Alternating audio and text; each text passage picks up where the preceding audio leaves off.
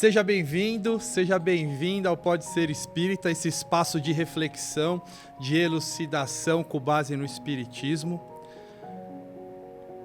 Tem uma pergunta que eu acho que você já deve ter feito para você mesmo.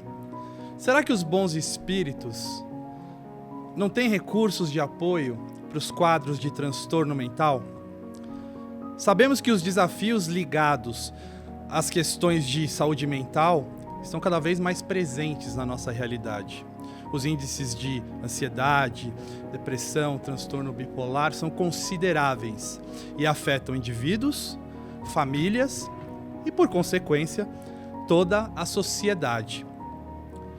Nós conhecemos os recursos terapêuticos oferecidos pela medicina da Terra. Mas será que a medicina espiritual não possui práticas que podem se aliar a esses recursos para dessa forma diminuir a dor e o sofrimento de quem vive esses transtornos? É o que você vai ficar sabendo já já. Eu sou o Leonardo Botti e é com muita alegria que hoje eu estou ao lado da Sandra Kinoshita, dividindo aqui o nosso podcast.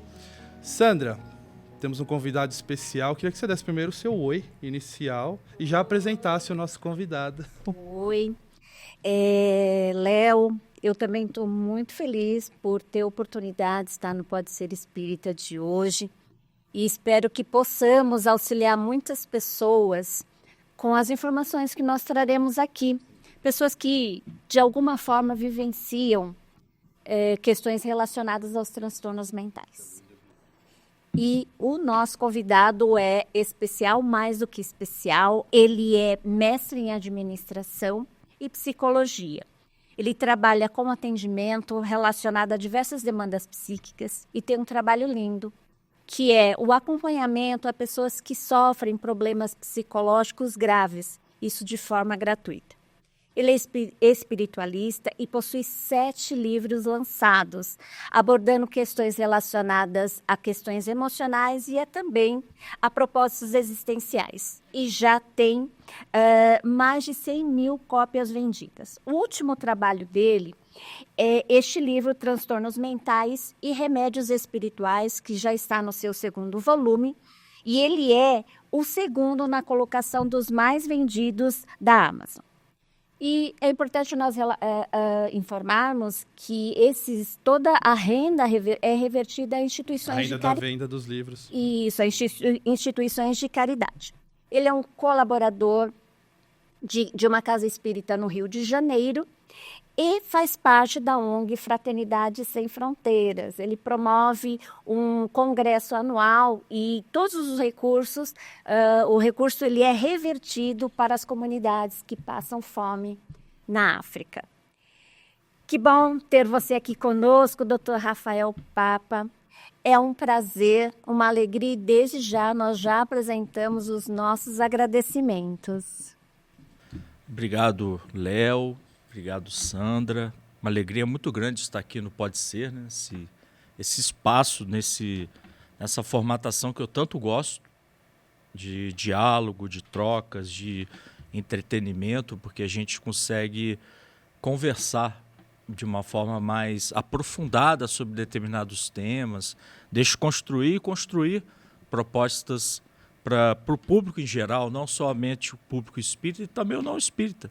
As pessoas interessadas, então estou muito feliz de estar aqui. Muito obrigado pela oportunidade da gente estar aqui conversando sobre os transtornos mentais, né, através do Espírito Hamed, que está conosco nesse projeto espiritual para escrever diversos livros nessa ordem, dessa natureza. Então a gente está muito feliz por isso. Doutor Rafael, você mencionou sobre o Espírito Hamed. Poderia nos contar como é que se deu essa parceria, como ela se iniciou? Muito interessante. Porque, na verdade, eu já havia lançado alguns livros espíritas e fiz um livro chamado Medicina Espiritual. E foi nesse momento que o Espírito Hamed, há 1 ano e meio mais ou menos, 1 ano e meio atrás, ele se manifestou por um médium muito amigo nosso, na nossa casa espírita. É um espírito que já escreveu por outros médiuns, né? Um espírito bastante conhecido. E logo de cara eu não acreditei. Eu acho que um bom espírita... Se está seguindo direitinho o que foi ensinado lá no livro dos médiuns, por exemplo, né, Papa? Eu fui cético, não acreditei. E é um dos meus melhores amigos, então aquilo gerou uma situação bastante constrangedora para mim e para esse amigo, Leonardo, né, Couto, que é um amigo médium lá do Rio, dessa casa. Ele recebe o espírito do Dr. Bartolomeu Tacchini, espírito italiano, também que me acompanha, junto com o Frederico von Stein. São os 3 espíritos e o Hamed que trabalham mais com a gente nesses projetos de transtornos mentais e livros psicológicos. Porém, eu não acreditei. Antes desses livros, você já tinha livros da temática psicológica? Não. Psicologia? Não, Antes não. Aí eu formei em psicologia e logo depois surgiu o Hamed, né? Foi um processo... Que coincidência, né, rapaz? Coincidência, rapaz. Uma coisa muito estranha. Aí, por exemplo, uma semana depois que o Espírito Hamed apareceu para mim, eu estava no restaurante de massas, né? Gosto de comer massas, né? Gostamos. Eu gosto de comer. Na verdade, a grande verdade é essa. E estava uma médium que nem ela não é kardecista, não é espírita. Tá, Vamos dizer kardecista, é o bandista. Sim, sim. Ela falou: Rafael, tem um espírito do seu lado. Eu falei: espírito do meu lado? Ele está dizendo que é o espírito Hamed. Eu não sabia de nada. E ela nunca... Ele falou que vocês têm um trabalho juntos. Eu continuei duvidando. Né? Aí passaram 10 dias. Eu estava conversando com uma amiga de São Paulo chamada Lúcia Garcia, uma médium, que foi morar em São Paulo, mas fazia um trabalho de cartas consoladoras no Rio. Brilhante. Uma pessoa de muita confiança. Ela falou: Rafa, minha mão está tremendo. Está começando a tremer aqui, não sei o quê. Eu falei: vou escrever alguma coisa para você. Não sei o que é. Ela me passa uma carta de 10 páginas e estava assinado pelo Hamed. Ele estava fechando todos os... Falei: logo você... Marcação cerrada. Marcação cerrada.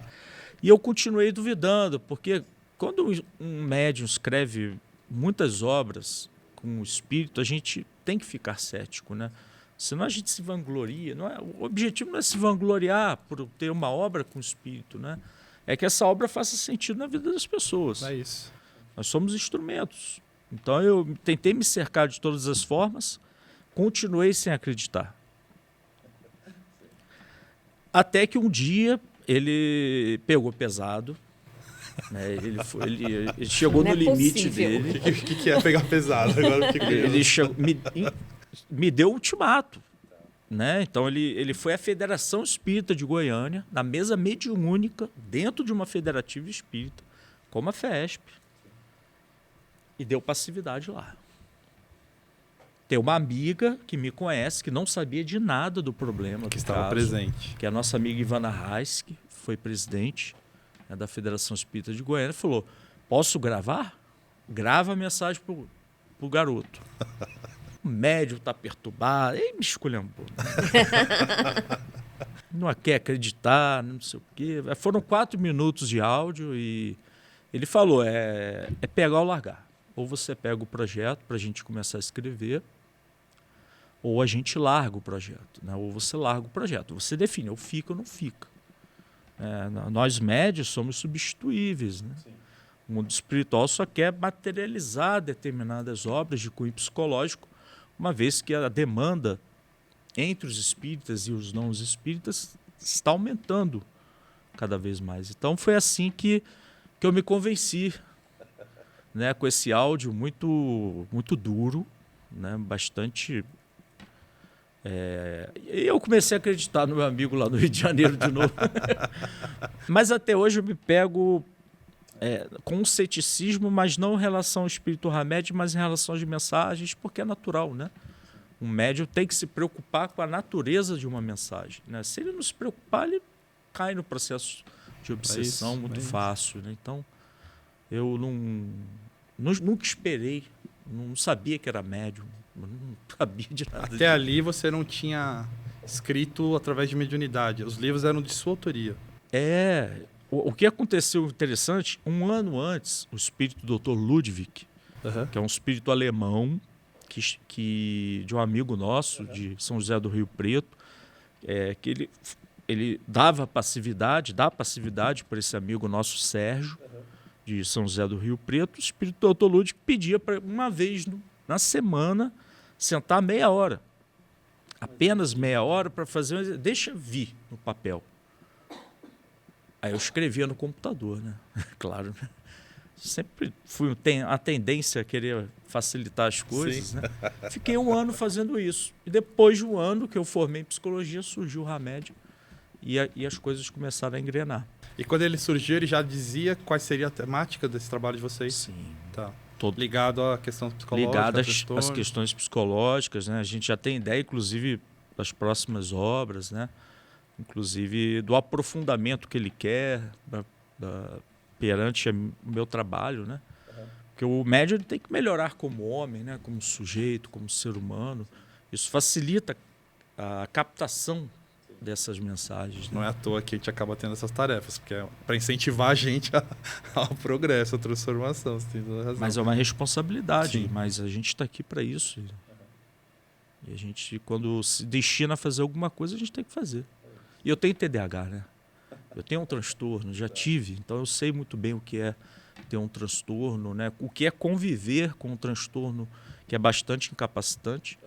Então acho que isso me traz muita humanidade dentro do processo dos transtornos mentais, né? Você olha para alguém com muito mais empatia quando você tem um funcionamento cerebral um tanto quanto diferente da normalidade. Sem essa empatia fica difícil, né? Ter uma noção mais clara do quanto você pode atingir quem está sofrendo, né? Com essa questão. Como que você começou a receber os conteúdos desses livros e você conseguia integrar facilmente com o que você tinha acabado de aprender na faculdade? As coisas tinham uma ligação?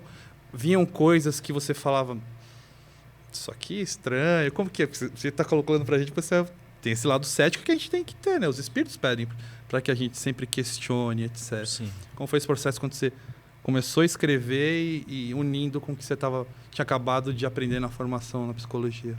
A princípio é uma escrita semi-mecânica, então muito consciente ali do que está acontecendo. Psicografia. Em certos momentos você tem, de fato, um lapso, né, de consciência, mas é uma escrita semi-mecânica.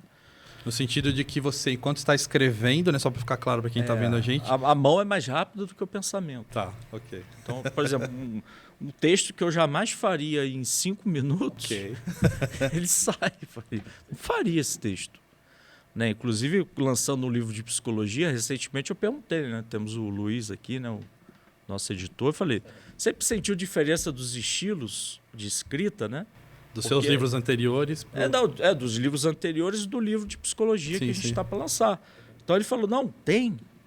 É muito diferente. A sua escrita é diferente do estilo que você escreve nesses trabalhos. Então isso foi muito interessante. E a mensagem psicológica começou a chegar, ele começou a dizer...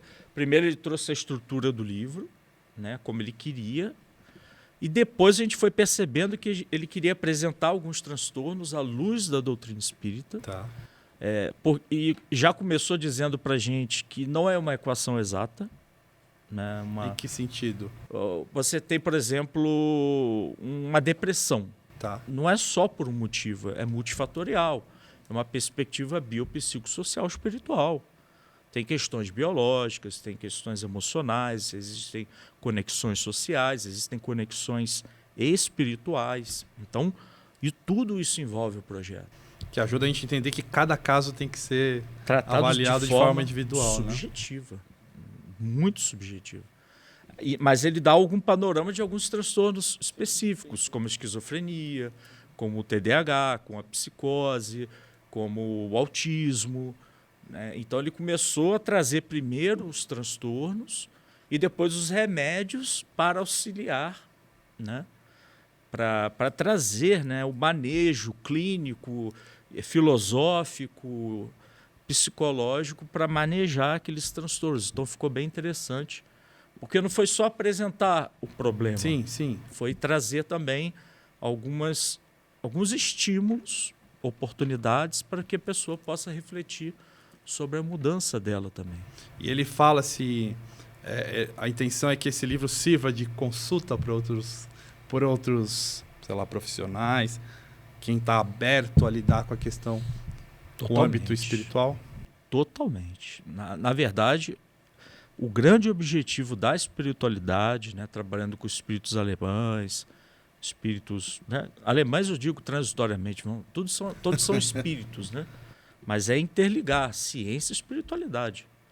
Porque no passado, até o século XX, as faculdades do exterior, o mundo inteiro trabalhava com essa noção de integralidade da ciência com a espiritualidade. No século XXI que isso foi modificado, né? Então a gente se tornou um pouco mais materialista, antropocentrista. Sim. Né? Então agora as faculdades estão voltando a trabalhar. A Oxford, você vê o NUPES, lá em Juiz de Fora, onde eu moro também. Um trabalho maravilhoso que o Alexander Moreira faz, né? Um trabalho científico com relação à mediunidade, Sim. os transtornos de quase morte. Então, Alexander foi um leitor dessa obra, né? Então, nos parabenizou. Então, é muito bonito, né? E eles querem trazer os profissionais, né? Porque chega um momento que o remédio não faz mais efeito. Remédio físico, material. A alopatia chega um momento que ela não faz mais efeito. Então, a gente tem que descobrir como é que a gente pode ampliar esse leque para a perspectiva biopsicossocial e como ela pode auxiliar nos transtornos diretamente. Você se formou, vieram os livros, você já começou a clinicar, a atender pacientes nessa mesma época? Como que foi isso? Sim, aconteceu tudo junto. Tudo junto. Tudo junto. Aí é curiosidade. O que o livro traz, você começou a colocar em prática com o que você tinha aprendido na faculdade? Se sim, qual o resultado disso na prática? Porque você tinha aqui, digamos, um guia, né? Uma teoria, e você tinha a oportunidade no dia a dia de aplicar isso. Eu vou contar a primeira oportunidade que a gente teve. Eu estava no último estágio da faculdade, foi quando o remédio apareceu. Tá. Eu tenho 18 meses de formado em psicologia. Muito recente. Então, assim, 20 meses, mais ou menos, que ele apareceu. Então, quando eu tive a paciente, né, que chegou no consultório, ela chegou babando, né? Ela chegou com uma dificuldade, um estado psicótico muito grave, ela não conseguia sentar, ela ficava rodando na cadeira. Na hora eu falei, meu Deus, o que é isso? Né? E os professores e os orientadores da faculdade falaram para eu não atender, porque eu não tinha experiência. E eu pedi uma oportunidade, porque eu percebi que havia algo de cunho espiritual ali no processo. Então eu peguei o nome da paciente, que estava no estado psicótico grave, né, convulsionando muitas vezes, levei para a desobsessão. Lá na desobsessão apareceram inúmeros. Que são reuniões que alguns centros espíritas fazem, né? Reuniões que os centros espíritas fazem. Para a gente dar o nome ou a pessoa que está passando por uma questão que ela acha que tem uma influência espiritual, né? São reuniões preparadas para isso, né? Para atender essas pessoas. Isso. Você levou lá o nome dela. E o nosso centro tem esse viés de ter um local só para questões psíquicas, como Herculano Pires pede no Centro Espírita, né? Trazer isso só para questões psiquiátricas. Eu acho isso muito bonito. E lá apareceram alguns espíritos que tinham uma influência também espiritual, dizendo, queremos matar ela, queremos, né, retirar a vida dela. Então a gente conversou, né, foram uma série de diálogos. Uma semana depois, ela chegou lá sem babar. Uma semana depois? Conversando de forma lúcida. E os remédios começaram a fazer efeito. As professores, o que aconteceu? Aí eu disse. Você contou? Levei para desobsessão. Todo mundo, as pessoas, eu falo mesmo, não tem problema. Isso, eu não posso negar o meu credo. Né? É negar Jesus, né? Até porque para botar o pessoal para refletir, né? Eu disse, aconteceu isso e isso, levamos para o centro espírita, apareceram diversos espíritos, nós conversamos, evangelizamos, e foram encaminhados para a luz, né? Eu falei nesse sentido com eles. O fato é, uma semana depois ela estava ali. E as pessoas implicaram. Sim. Mas quando viram a transformação comportamental, o quanto que eles amplificavam o que ela havia sentido, porque o obsessor, ele não vem no objetivo de criar o processo psíquico. O problema, o distúrbio emocional, ele vem com o objetivo de amplificar. O problema está ali. O problema, o transtorno já existe, você está dizendo. Já existe. E aí a aproximação de algum espírito que, infelizmente, quer fazer mal por ligações do passado, Exatamente. por sintonia, etc., potencializa isso. Potencializa.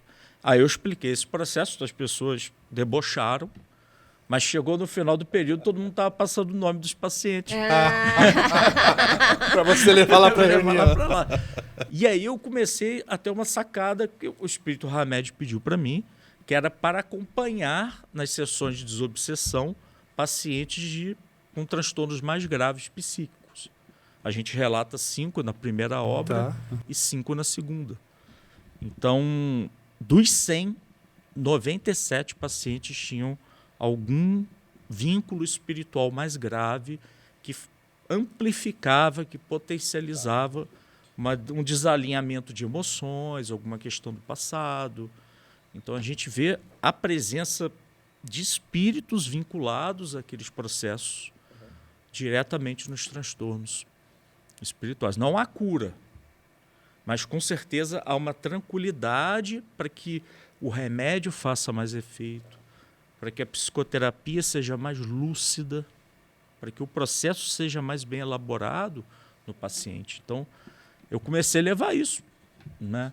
E a maioria dos pacientes que me procuram, por eu ser espírita, muitos deles são espíritas, então fica mais fácil. Seria uma pergunta. Se a maioria que te procura é espírita, ou você tem casos de pessoas que estão naquele já nível de desespero para buscar uma solução e... Quando não acredito, eu levo o nome. Tá. Né? Porque a pessoa não sabe, mas eu levo. Então, eu mantenho a ética, apenas ali naquela sessão mediúnica que o nome dela é exposto, né? Mas ali são espíritos, né? Então, os espíritos, de forma benevolente, atendem a todos, né? Excelente. A gente tem visto um aumento considerável, né? Em casos de transtornos mentais. Sim. Sei lá, nos últimos 20, 30 anos, alguma coisa assim. Isso se deve a uma maior capacidade de diagnosticar esses casos, ou seja, sempre existiram pessoas com ansiedade, depressão, etc. Ou é algo característico do nosso tempo? Você trabalhando, qual é a sua percepção? É um pouco de cada coisa. Tá. É uma facilidade de diagnóstico. Nós hoje temos muitas formas, né? Pessoas formadas com a capacidade de fazer essa apreciação desse diagnóstico. Isso está aumentando bastante. Você vê as redes sociais com bastante material também, instruindo as pessoas, o que pode ser bom, o que pode não ser muito bom. Isso que eu ia perguntar, não sei se... Cada qual vê de uma forma. Tá, né? A princípio, é como Kardec vem explicar para a gente, né? A desinformação acontece, mas no final a balança é equilibrada. Entendi. Né? Então a gente vive um processo de informação e desinformação paralelos, né? Mas sempre temos que buscar um neurologista, um psiquiatra, um neuropsicólogo para diagnosticar. Não é porque viu aquele vídeo na rede social que fala tais características, você fala, não, tem igual, então eu tenho esse transtorno. Não. Você pode suspeitar. Suspeitar, claro. Você pode criar uma hipótese, né? Mas, pelo menos com os pacientes que nós tratamos, a gente manda para um profissional que faz 12 sessões específicas e aprofunda para ver se a pessoa tem o diagnóstico. E, é claro, também há uma explosão de problemas emocionais de toda ordem por conta de um problema consciencial. Né? Nós já sabemos muito bem a diferença do certo para o errado. E nós continuamos polarizando o certo e o errado. Né? Matar é certo, perdoar é certo. Né? Então, podemos dizer que nós vivemos um momento que nós temos muito material, muita instrução para nos melhorarmos. Ok. E a consciência sabe disso. E como a consciência sabe disso, o que é expansão consciencial? É você expandir, gerar o autoconhecimento, é você procurar se conhecer. E à medida que você tem o material, você sabe que ele existe, você não corre atrás daquilo, você sofre. O orgulho faz sofrer. O não perdão faz sofrer. Os processos emocionais não bem administrados geram sofrimentos para as pessoas e elas ficam sentindo um vazio existencial maior.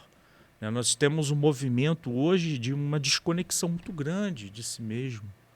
As pessoas se comparando o tempo inteiro, né? Abrindo as redes sociais. Né? Crianças com 7, 5, 4, 3 anos já viciadas em equipamentos eletrônicos. Né? Então nós estamos passando por uma fase muito difícil. Acreditando ou não em datas, nós estamos numa transição. Sim. E a nossa consciência começa a avisar. Precisamos melhorar, precisamos evoluir. Vai para lá. Como grupo planetário, a gente tem essa noção, né? Tem. Nós somos muito mais sensíveis ao que é certo ou errado hoje do que fomos no passado. Exatamente. Quando eu era criança, tinha um cigarrinho assim, que era de chocolate, que vendia em qualquer mercadinho, não sei se você lembra disso. Cigarrinho, né? Era formato de cigarro, era um chocolate, né? Na caixinha lá tinha uma criança segurando aquele chocolate como se fosse um cigarro, e era uma coisa normal. Hoje em dia é inimaginável. Que é uma demonstração do quanto a gente é mais sensível ao que é bom, ao que é o positivo. E a gente sabe, como você falou. E acho que talvez essa maior sensibilidade deixa a gente mais...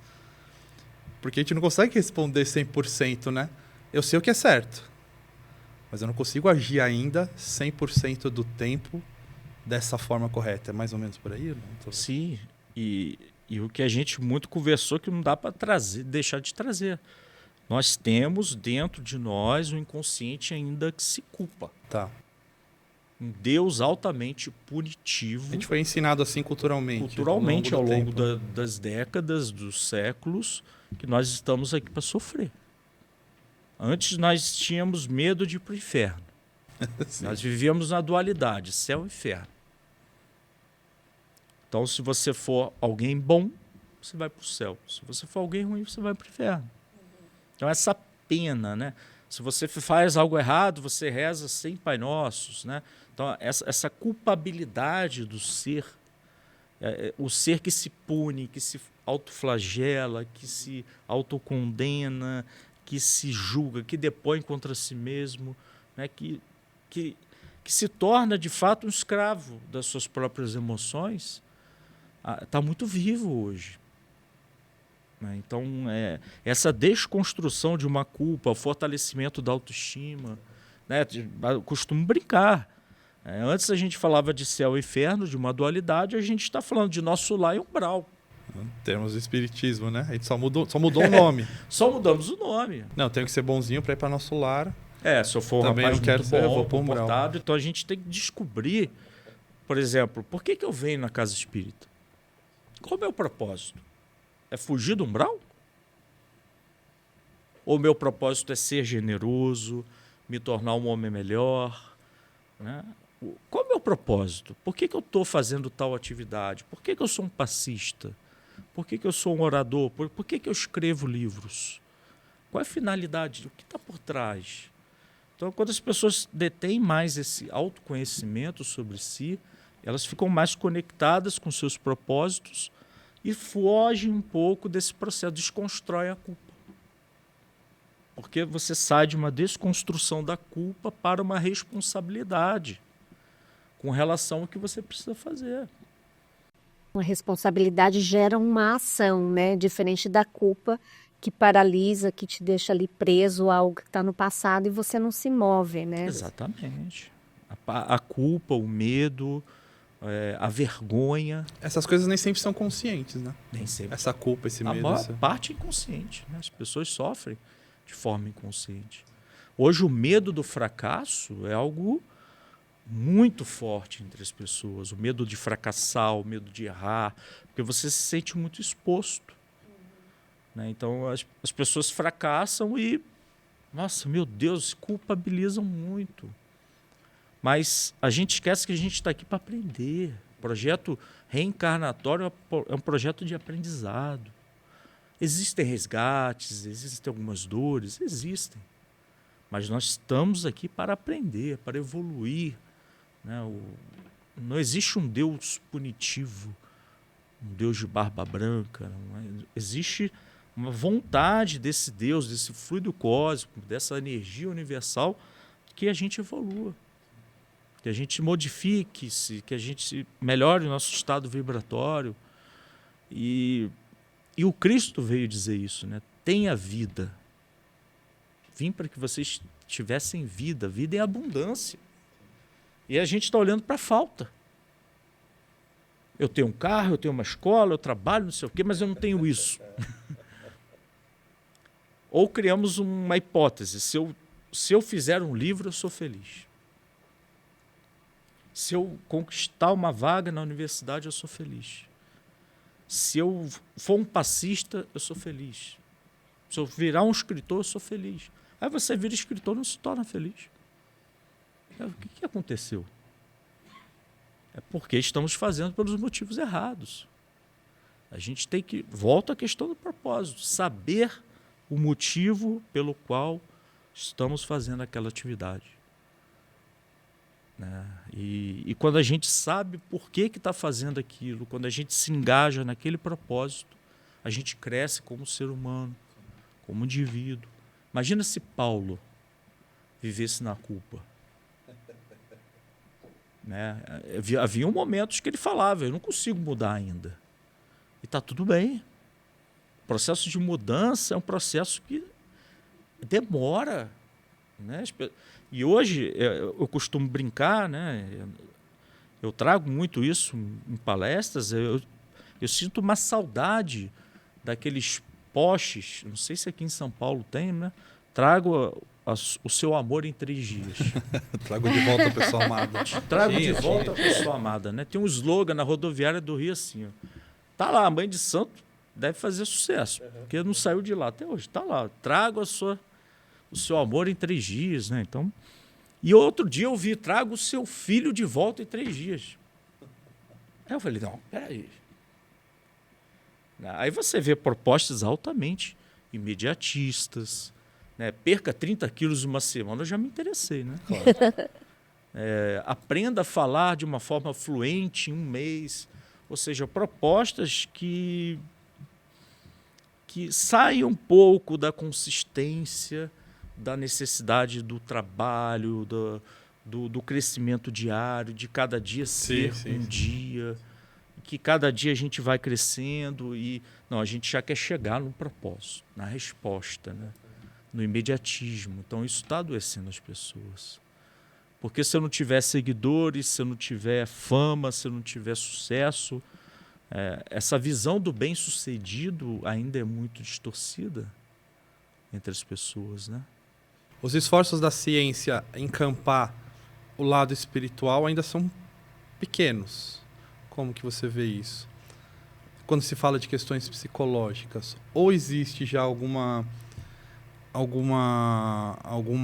interesse nesse sentido ao se perceber que a gente é muito mais do que só um monte de carne e osso, células, etc. Hoje, no mundo inteiro, nós já percebemos cadeiras de espiritualidade dentro de faculdades de medicina, por exemplo.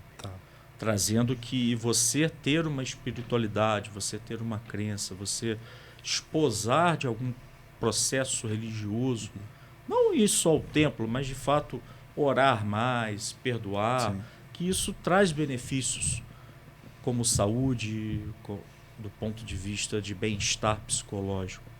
Então nós já temos essa concepção muito bem alargada na base científica. O que vem acontecendo é que em alguns transtornos como esquizofrenia, psicose, TDAH e autismo, ainda existem pontos de interrogação muito nas latentes. Questões da matéria ainda, né? Não entendeu exatamente ainda o mecanismo da enfermidade. Assim. Exatamente. Entendi. Então, aí em alguns casos já estão começando a querer pesquisar, a querer abrir esse divisor, né, de águas para a espiritualidade. Então, por exemplo, quantos pacientes nos procuram porque já tentaram de tudo? Tentaram remédio, tentaram psicoterapia, tentaram isso, tentaram aquilo, melhoraram bastante coisa, mas existia ali um processo obsessivo grave. Né? Existia ali uma questão espiritual que envolvia o procedimento. Né? Então a gente... Né, a grande vontade dos espíritos, em especial o espírito Hamed, é que as casas voltem a trabalhar mais com a desobsessão. Tá, entendi. Né? Porque a desobsessão ela traz benefícios vindouros, ela estabelece perdão entre encarnado e desencarnados. Ela amplia muito os horizontes do perdão, do autoconhecimento, da pessoa olhar para si e falar: no passado eu não fiz alguma coisa tão boa, mas agora eu tenho a chance de fazer diferente. Né? Então, aos poucos isso vai sendo amadurecido entre as pessoas.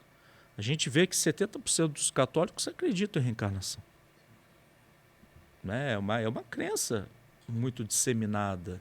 Hoje nós percebemos um movimento espiritualista muito grande. Pessoas que acreditam na sobrevivência da alma com relação ao corpo.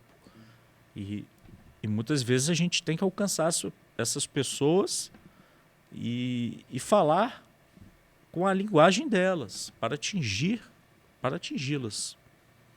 Para a gente se adaptar. Paulo, quando chega na Grécia, ele fala do Deus desconhecido. Ele não nega Jesus, mas ele tenta se encaixar naquele contexto grego para apresentar Jesus para as pessoas. O espírito superior age assim, né? Quando vai trazer mensagem, eles sempre respeitam as nossas crenças, eles não chegam impondo nada. Tem vários exemplos assim, quando a gente acompanha a obra de Kardec, né, revista espírita, de como os espíritos... se eu vou chegar num grupo que não aceita muito a reencarnação, eu não vou ficar falando de reencarnação, os espíritos, mas vou falar de amor, vou falar de fraternidade, vou falar de Jesus, nada impede.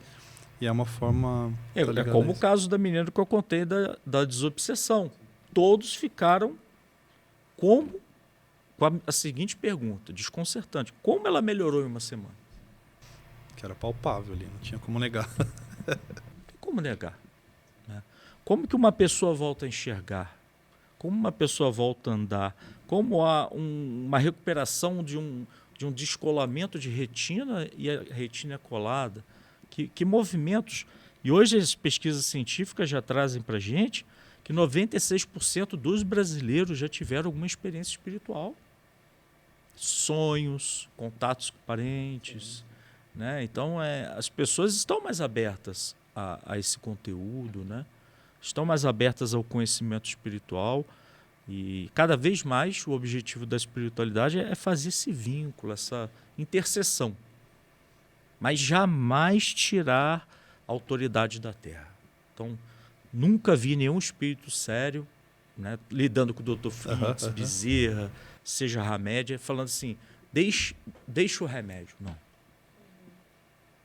Está com depressão? Toma medicação, para que você melhore a sua questão bioquímica. É a união dos dois aspectos, né? Melhora as suas sinapses neurais, né? Vai na doutrina espírita, toma um passe, de repente passa na desobsessão para ver o que está acontecendo. Faz a psicoterapia, porque talvez frustrações do passado estejam impactando nessa depressão. Porque às vezes a gente quer também a solução rápida, né, Rafael? Mas todo mundo quer, né? Eu quero só, vou lá, tomo um passe e resolve? Tá todo mundo querendo o atalho. Tenho que pensar em transformar, tenho que ir na psicoterapia, etc. E às vezes demora. É um processo que nem sempre é rápido, né? E as pessoas muitas vezes, quando entram no templo, elas querem perdoar rápido e não conseguem. Então, o primeiro passo é você se perdoar rápido e não consegue. Perdoar. Porque você é humano, você sofreu, aquela pessoa te fez um mal que nem ela sabe. Só você que sofreu, só a gente que sofre sabe qual é a dor, sabe como é a dor. Né? Exato. Então a gente primeiro tem que se perdoar por não perdoar. Excelente essa frase. Porque a gente tem essa dificuldade. A gente quer rápido. Eu sou cristão, preciso perdoar. Sim, mas é um processo. Pedro não se transformou da noite para o dia. Pedro conviveu 3 anos com Jesus. E em Atos dos Apóstolos, você vê Pedro ainda... Ele vai adquirir uma sabedoria lá lá mais para frente, quando ele chega em Roma, né? Ele passa por um processo de maturidade emocional muito grande. Pedro, ele se torna brincando de papa, né? Já que eu sou papa, se torna o primeiro papa da Igreja Católica, mas com uma sabedoria muito grande. Mas ele vivenciou a vulnerabilidade dele diante do Cristo na cruz. Então, a gente está querendo evitar a dor, a automedicação. A gente precisa vivenciar um luto, uma tristeza. O Espírito Hamed traz essas questões, né? A psicologia, a obra de Joana de Ângeles, fala que a gente precisa sentir a dor. Nem sempre a gente... Eu não sei se conseguir a palavra certa. A gente está disposto a enfrentar essa dor. Por exemplo, pessoas que perdem entes queridos. Entra num processo, às vezes, de, né, ocupar a vida com muitas atividades para não ter que sentar, parar e encarar essa dor, né? Vai preenchendo a vida de muitas tarefas, afazeres, para você não ter que enfrentar. Mas esse processo tem que existir. Assim mesmo, tem que existir. Que é um processo de olhar para si mesmo com mais carinho, com mais compaixão. Primeiro, de aceitação. Porque a gente ainda vive num processo em que as pessoas precisam assimilar o que é humildade. Uma humildade que você reconhece as suas forças, potenciais, seus talentos, você desenvolve, você trabalha, é o desenvolvimento pessoal, desenvolvimento espiritual. Todos aqui nessa mesa têm talentos. Todos nós aqui temos. A gente só precisa descobrir quais e trabalhá-los. E agora também temos fraquezas. Admitir essas fraquezas não é nenhum demérito. Pelo contrário, é uma inteligência, uma sabedoria. Porque você se torna muito mais dono de si mesmo, né? Você se torna uma pessoa mais real. Você se torna você mesmo. Porque muitas vezes a gente nega a gente. Né? Então, esse processo de negar a si mesmo, Jesus falava isso.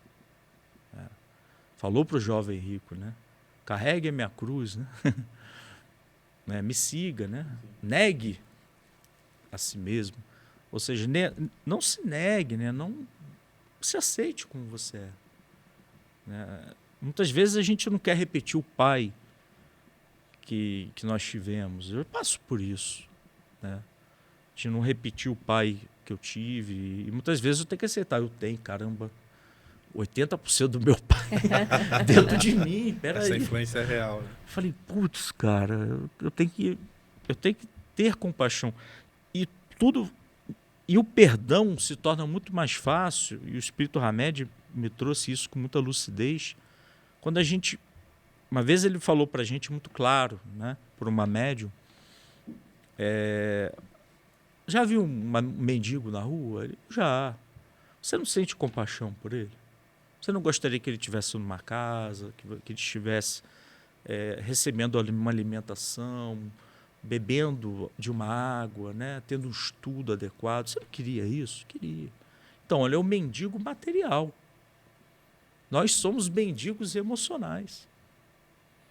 Porque se você olhar o outro como um mendigo emocional, não no sentido de diminuí-lo, mas percebendo que ele não tem tudo para nos oferecer, que os nossos pais não têm o que nos oferece. Por exemplo, aqui tem um copo d'água.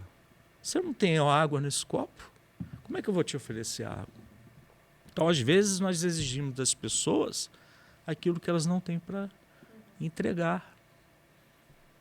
E a gente guarda aquela energia, a gente deixa estagnada aquela energia em novos comportamentos que poderiam estar investidas em novos comportamentos e deixamos ali, né, presas. Eu preciso que minha sogra mude, né?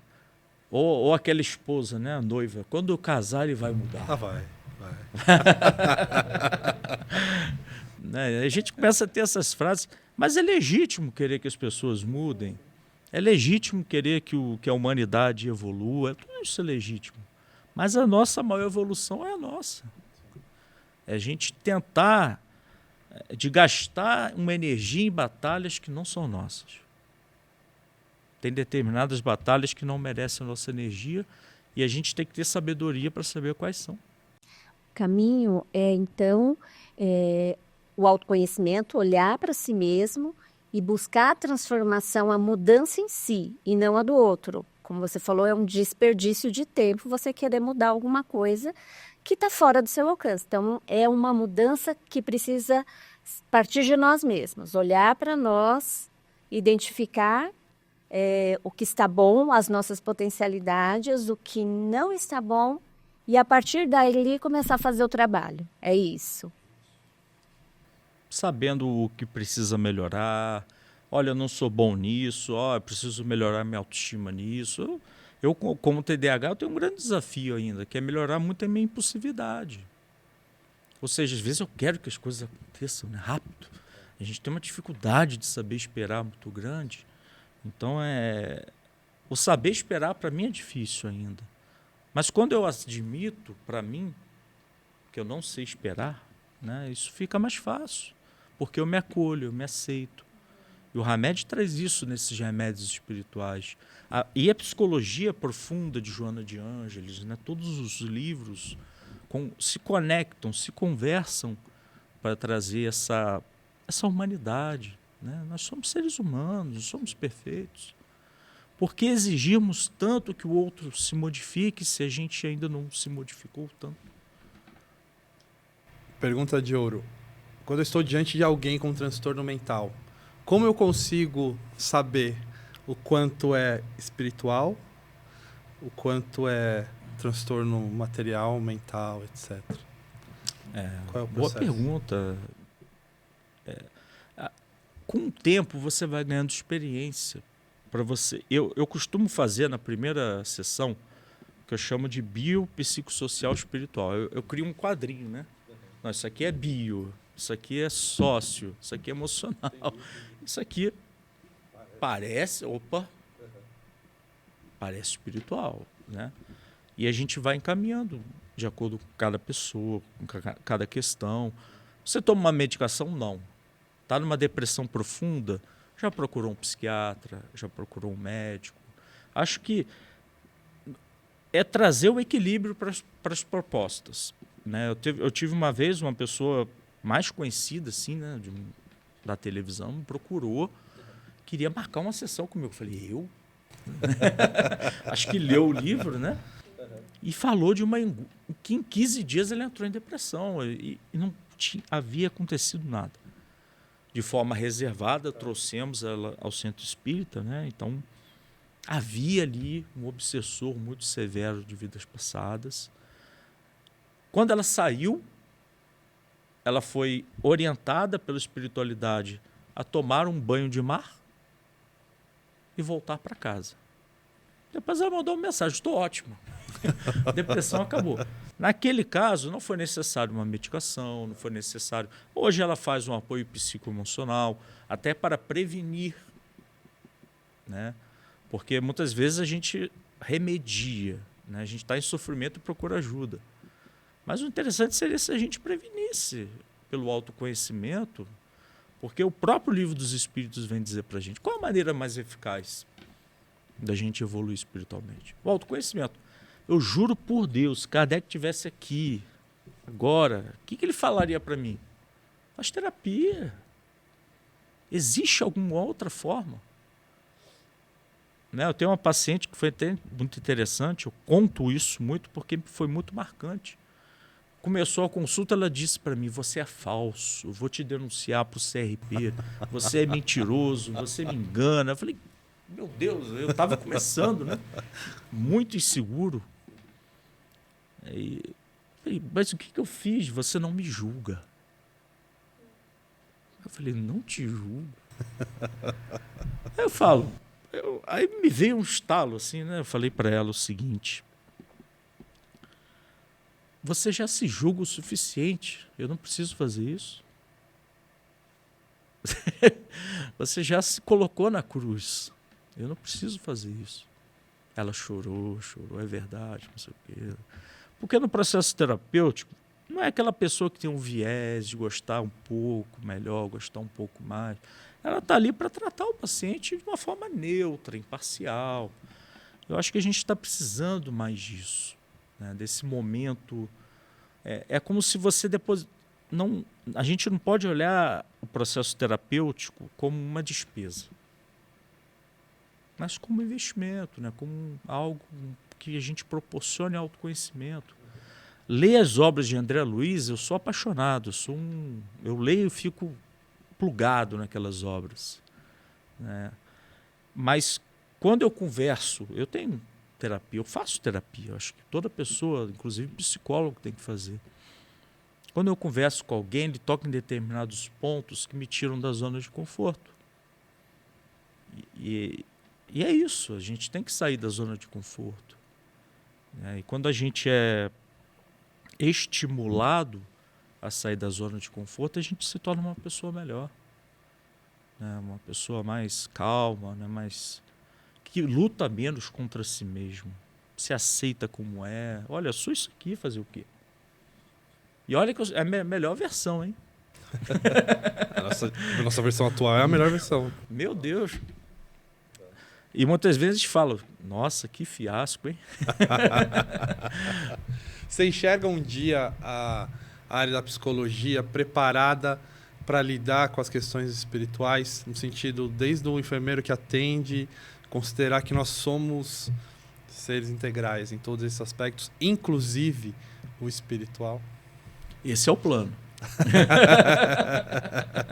Esse é o plano. Esse é onde a gente quer chegar.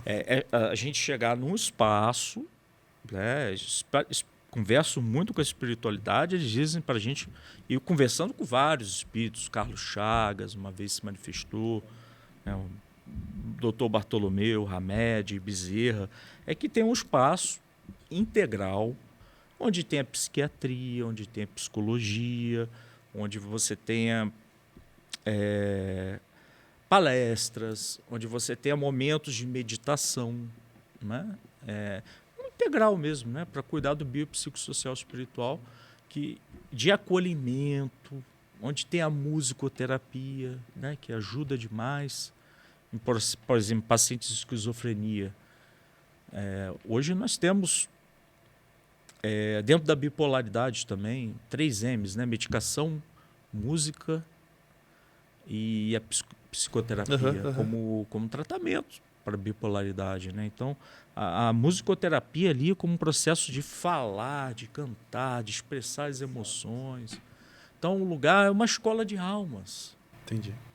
Não apenas um templo, né? Mas um lugar de... Isso vai acontecer, isso já está acontecendo, né? Alguns lugares já estão começando a ter essa necessidade. Imagina, e uma mesa mediúnica, né? Para o trabalho de desobsessão. Muitas pessoas talvez não gostem disso, mas do que eu vou falar, mas por que não? Né? É uma necessidade, esse contato, essa manifestação. Se for um lugar seguro, com médios preparados, sérios, grupos consistentes, por que não? Por que só aqui? Né? A doutrina espírita precisa ser conhecida por 8 bilhões de pessoas. Então nós temos que levar, semear o evangelho também. Então ela faz parte do processo da perspectiva biopsicossocial espiritual. A gente não pode ter um espaço só biopsicossocial e o espiritual lá atrás. Por que não ter ele ali?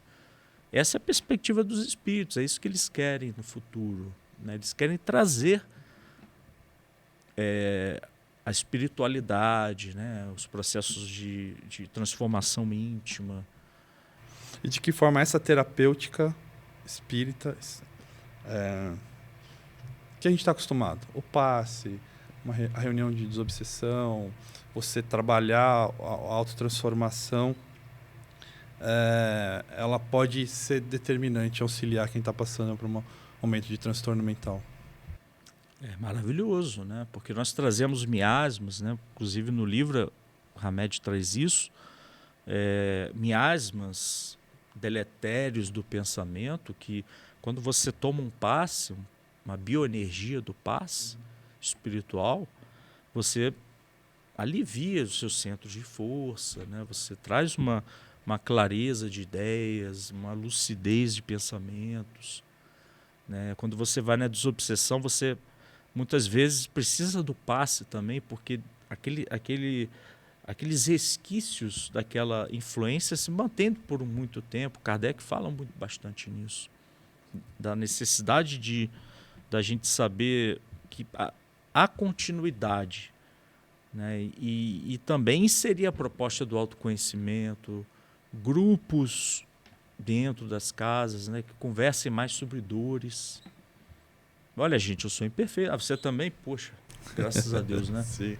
Todo mundo aqui é imperfeito, tá tudo bem. A identificação, né, de saber que não precisa ser o perfeito, né? Não precisa ser bom em É que outras tudo. pessoas estão vivendo muitas vezes. Exatamente. Todo mundo tem limitações, todo mundo dá as suas escorregadelas, né? E tudo bem, levanta, sacode de poeira e vamos tentar fazer certo, melhor, né? Exatamente. Isso seria muito mais fácil, mas se a gente carregar esse status de perfeição, é uma cruz pesada. Não tem necessidade, né? Você se mostrar imperfeito é muito mais leve, muito mais límpido, né? E se todo mundo fizesse, né?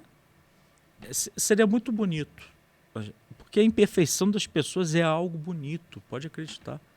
Porque quando a gente atende as pessoas, você vê como ela pode ser. Você vê quando o Estevão está com Paulo, sendo apedrejado, Estevão já percebe quem Paulo seria.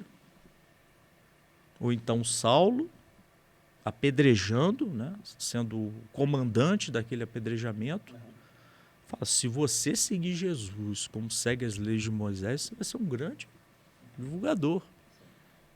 Quer dizer, os espíritos evoluídos nos percebem com o nosso potencial, com aquilo que a gente pode ser. Eu estava uma vez numa reunião mediúnica, bateu no meu ombro um espírito amigo e falou, como é que é? Até quando vai viver na culpa? Até quando vai viver na angústia, na vergonha? A gente precisa que você seja aquela pessoa que você foi, só que agora fazendo certo. Se assuma como você é, assuma as suas imperfeições, assuma as suas dificuldades. Me deu um...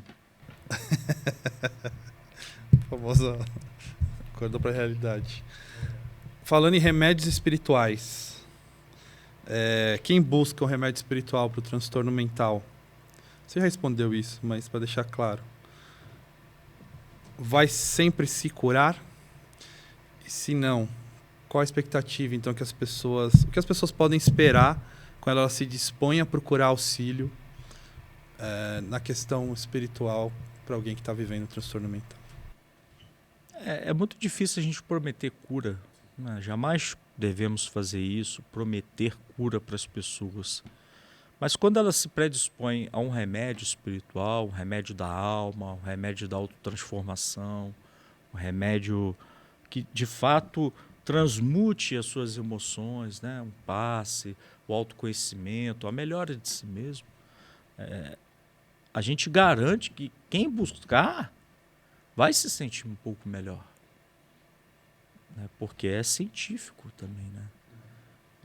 Quem buscar pode melhorar, pode ter uma vida mais funcional, pode talvez administrar melhor uma depressão, uma frustração, pode melhorar a sua relação com a ansiedade. Administrando o medo, você melhora a sua relação com a ansiedade. Então, trabalhando as emoções, essa psicoeducação das emoções, que o Espírito Hamed propõe, principalmente no segundo livro, né? Ele traz para a gente essa educação dos sentimentos como algo extremamente importante para a gente melhorar, né? Para que a gente evolua. A gente não pode prometer cura, mas pode dizer que há esperança, né? Quando você tem um transtorno, não é uma sentença. É um processo de autoconhecimento. Porque um transtorno é um conjunto de sintomas para classificar e tratar aqueles sintomas. Então, o TDAH não é uma sentença. Se eu me medicar, se eu fizer atividade física, se eu tomar suplementação, se eu fizer uma terapia, eu posso ter uma vida funcional, né? Se eu buscar uma terapeuta para pessoas autistas, ainda mais crianças, o cérebro ainda em desenvolvimento, Sim. conhecendo hoje a neuroplasticidade, a força do pensamento, as crianças têm uma melhora incrível, né? Sabendo que o cérebro se desenvolve até os 40 anos, que a gente pode estimular o crescimento do lobo do córtex pré-frontal, que é aqui na testa, nós podemos evoluir muito. Então, quanto mais cedo a gente descobre o transtorno, mais fácil fica de administrar, né? Desconstruir, né, o preconceito, né? A família precisa conhecer melhor o que é, o que não é, né? Tem estudos dizendo que daqui a 5 anos, 4 bilhões de pessoas vão ter algum tipo de transtorno. Eu já tenho, então 33% dessa mesa... Eu só preciso diagnosticar. Já tem. 33%. Agora vamos contar o resto. Finalizando. O transtorno mental, então. Quando ele aparece na nossa vida, qual que é a função dele? É indicar que nós temos sintomas, que nós temos algo a melhorar, né? O transtorno, ele apenas indica, como um painel de um carro que avisa alguém que o combustível está na reserva. O transtorno ele só tem esse objetivo: sinalizar que tem algo errado e que precisa ser ressignificado, que precisa ser perdoado, que precisa ser medicado em alguns casos, que precisa de uma perspectiva mais ampla, biopsicossocial, espiritual, né? Então, o transtorno, por exemplo, na minha vida, o TDAH, me transformou como ser humano. Me cuidar mais, ter o meu autocuidado, né? Acordar no horário certo, melhorar a questão do ronco, né? Eu tinha apneia, passei a usar CPAP, né? Mais para frente eu vou fazer uma cirurgia do septo para melhorar a respiração. Então, então muita coisa vem para a gente melhorar, para a gente aprender, para a gente se instruir. Nós estamos buscando uma alfabetização emocional. O Espírito Hamed cita muito isso, né? Alfabetização emocional, e não tem problema ainda ser analfabeto. Importante a gente estar na sala de aula, com lápis na mão, com papel. A gente vai errar, né? A única certeza que eu tenho é que eu vou errar. Eu faço uma profecia para quem está escutando a gente. Você vai errar. Né? É a única certeza que a gente tem. E que a gente não tem controle sobre tudo também. Rafael, muito, muito obrigado por ter aceitado o nosso convite, por trazer tantos esclarecimentos que acho que vão ajudar, que esse é o objetivo, né? Ajudar quem tá assistindo a gente, passando por essas questões, a buscar um alívio aí para a dor, para o sofrimento que eles estão vivendo. Muito obrigado, viu? Obrigado, Léo. Obrigado, Sandra, né, pela oportunidade. Que Deus abençoe vocês, que esse projeto ilumine consciências, né, que as pessoas possam vir aqui, conversar, falar, né, e abrir um pouco, a gente fala de uma forma leve sobre as coisas desafiadoras da vida, né? Eu fico muito feliz pela oportunidade de divulgar esses livros, então agradeço de coração a vocês, a FESP, pelo projeto, tá? E continuem. E a gente agradece por trazer para a gente esse material que com certeza vai ser muito útil para muita gente. Sandra, obrigado. Obrigada, Léo. Fazer companhia aqui pela oportunidade. Obrigada mais uma vez. Excelente. E para você, como sempre, agradecendo a sua audiência, pedindo para que você compartilhe esse conteúdo se você achar que faz sentido para o seu amigo, para o seu familiar. A gente está no YouTube, a gente está no Spotify. Ouça os episódios que já passaram. Cada 15 dias a gente está colocando um episódio novo, e é para vocês que a gente faz tudo isso, para trazer a doutrina espírita da forma que ela tem que ser, consolando, levando esperança e reforçando a fé. A gente se vê no próximo episódio. Até mais.